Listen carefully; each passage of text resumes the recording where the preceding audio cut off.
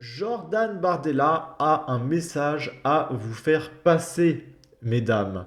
Il a écrit aujourd'hui: Je veux m'adresser à toutes les femmes de France. On met un petit filtre anti-droit d'auteur et on va écouter ça. Je veux m'adresser aujourd'hui à toutes les femmes de France. Le 30 juin et le 7 juillet, vous voterez aussi pour vos droits.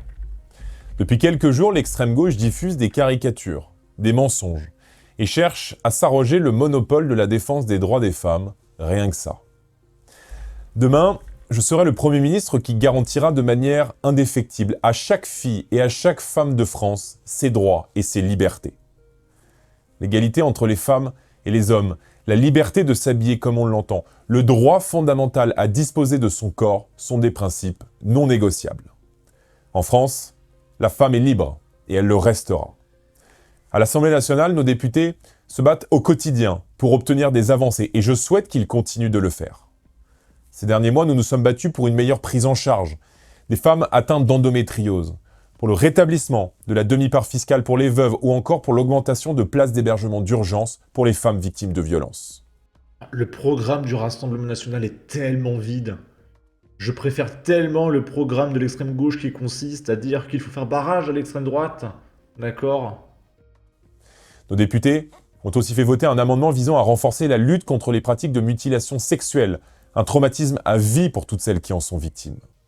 Et là, je me demande s'il fait pas référence aux transitions de genre qu'on fait faire à nos très jeunes personnes dès l'école primaire. Lorsque des propositions de bon sens sont venues d'autres partis politiques, nous les avons votées sans sectarisme et avec l'unique obsession de protéger les femmes. Je pense à la prise en charge intégrale par l'assurance maladie des soins liés au traitement du cancer du sein. Parce qu'aucune femme ne doit craindre qu'un jour un seul de ses droits ne soit remis en cause. Marine Le Pen a soutenu l'inscription de l'interruption volontaire de grossesse dans la Constitution. Si je deviens Premier ministre, j'irai plus loin dans la défense des droits des femmes, en luttant contre les déserts médicaux et particulièrement contre les déserts gynécologiques.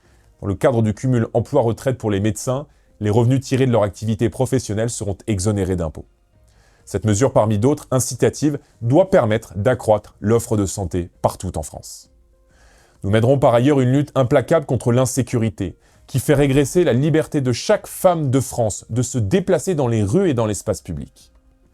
Nous reprendrons le contrôle de notre politique migratoire en expulsant les délinquants et criminels étrangers, en instaurant des peines planchers, en renforçant sévèrement les sanctions contre les violences faites aux femmes. Jamais aucune femme ne devrait craindre de sortir dans les rues de notre pays, quelle que soit l'heure du jour ou de la nuit. La France est ce pays de liberté où les femmes doivent être respectées. Alors, femmes de France, les dimanches 30 juin et 7 juillet, je compte sur vous. Votez. Ok. Et je vous épargne toutes les réactions de gauche qui disent ouais, les femmes emmerdent le Front National, etc. Enfin, je vous épargne tout ça. Il y a Cro-Blanc qui dit Aya, le J qui affole des milliers de ma galaxie simultanément. Ça, c'est rigolo. La liberté de s'habiller comme elles l'entendent. Waouh, vous acceptez donc le port du voile. Félicitations, dit-il avec un drapeau palestinien. Alors non, justement, obliger une femme à porter le voile de sorte qu'elle ne puisse plus sentir le vent sur ses cheveux jusqu'à la fin de sa vie, sous peine de se faire défoncer par son mari. Non, là c'est pas trop la liberté, mon ami, malheureusement. Ok. Ok, ok. Ici, on va parler encore une fois des femmes. On a déjà parlé de cette vidéo, donc je vais pas m'attarder là-dessus. Juste, je vous la remontre pour voir un peu le quotidien que vivent les femmes.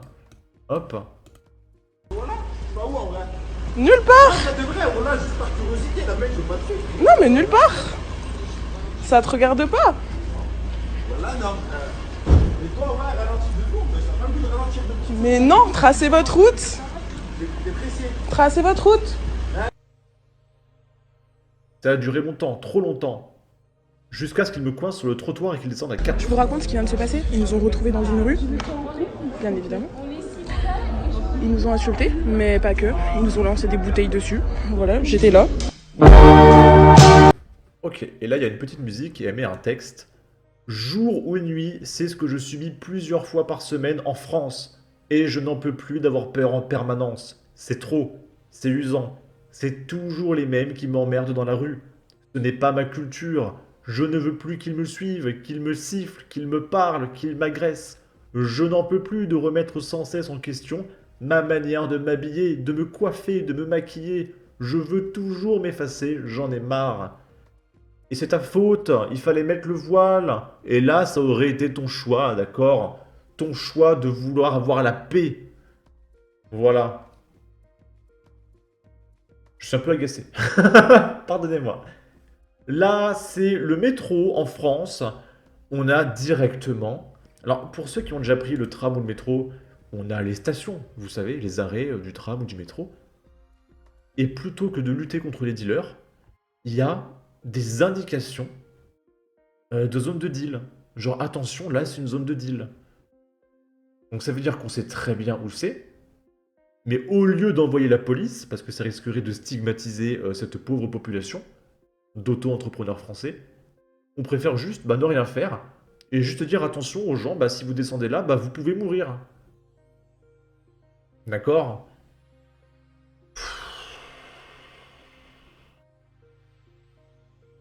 Mais vraiment, hein, je suis désolé, mais là je suis un peu tendu.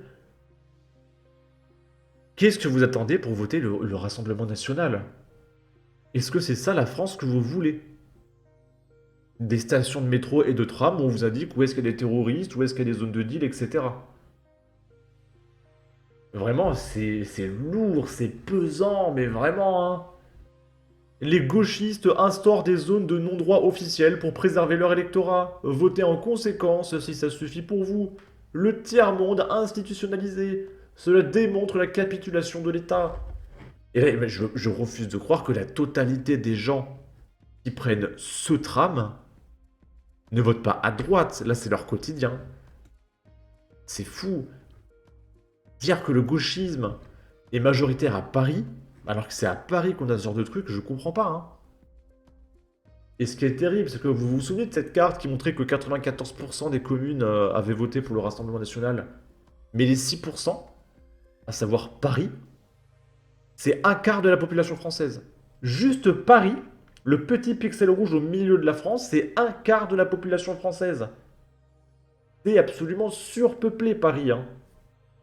D'accord? Là, c'est un influenceur résident à Dubaï qui profitait de vacances, il est revenu en France, dans le sud, et il s'est fait dérober son pot d'échappement de son scooter en à peine 48 heures sur le sol français. Et du coup, il se plaint. On va l'écouter. Ça fait 2 jours. 2 jours qu'on est rentré. On m'a déjà volé mon pot d'échappement. On est venu me voler la ligne Accra de mon scooter.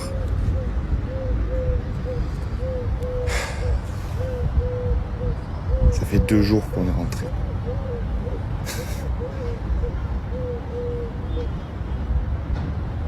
C'est grave quand même.